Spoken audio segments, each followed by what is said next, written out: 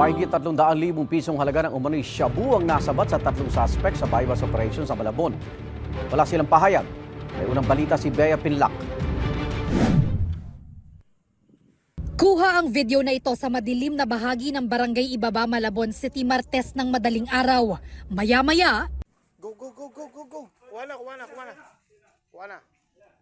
Kuha.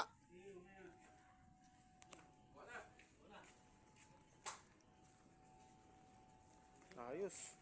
kumilos na ang Malabon Police na nooy nagsasagawa ng buy-bust operation. Arestado ang 31 anyos na si alias Joy na nakulong na rin noong 2019 dahil din sa illegal na droga. Arestado rin ang 2 pa niya umanong kasabwat.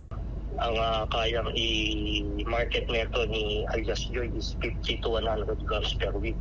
Ito kasi yung nagdadala ng item eh. Bali itong dalawa is ka-conspire niya dito sa pagbibenta ng illegal drugs. Usual kasi transaction nito, ini-meet up yung subject, may kaliwaan system, magpapalitan, magsiset sila ng lugar kung saan, then palitan lang ng item at ang pera. Mahigit 50 grams ng hinihinalang shabu na may halagang halos 350,000 pesos ang nasamsam sa mga suspect.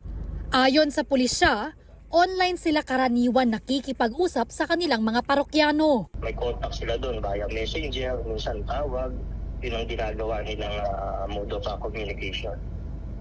Hindi papakita yung item via messenger, yan para pa-deal yung transaction.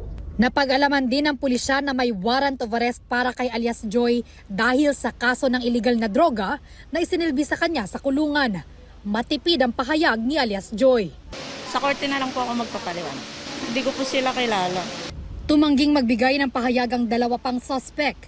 Iniimbestigahan pa ng pulisya kung saan kinukuha ng mga suspect ang ibinebentang shabu. Mahaharap sila sa reklamong paglabag sa Comprehensive Dangerous Drugs Act. Ito ang unang balita. Bea Pinlac para sa GMA Integrated News. Igan, mauna ka sa mga balita, mag-subscribe na sa GMA Integrated News sa YouTube para sa iba't ibang ulat sa ating bansa.